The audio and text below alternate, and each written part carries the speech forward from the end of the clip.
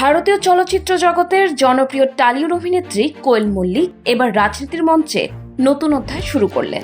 সোমবার 6 এপ্রিল তৃণমূল কংগ্রেসের প্রতিনিধি হিসেবে তিনি আনুষ্ঠানিকভাবে শপথ বাক্য পাঠ করেন।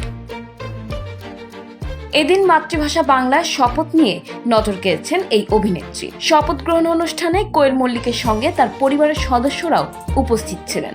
অভিনেত্রীর বাবা প্রখ্যাত অভিনেতা রঞ্জিত মল্লিক, মা দীপা মল্লিক, স্বামী নিসপাল সিং রানে এবং ছেলে কবির সহ পরিবারের অন্য সদস্যরা রাজসভায় তার এই বিশেষ মুহূর্তের সাক্ষী হন।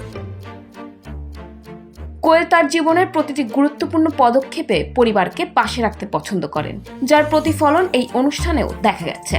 সামাজিক মাধ্যমে ভাইরাল হওয়া শপথ গ্রহণের ভিডিওতে দেখা যায় অভিনেত্রী নিজের নাম রুক্মিণী মল্লিক হিসেবে উচ্চারণ করছেন।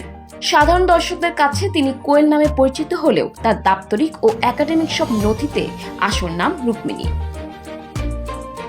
কোয়েল মল্লিক এর আগে এক সাক্ষাৎকারে জানান, তার প্রথম সিনেমার পরিচালক হরনাথ চক্রবর্তী পারিবারিক বন্ধু হওয়ায় তাকে ডাকনাম কোয়েল হিসেবেই চিনতেন। সিনেমার পর্দায় সেই নামেই তার অভিষেক ঘটে এবং পরবর্তীতে তিনি ব্যাপক জনপ্রিয়তা পান।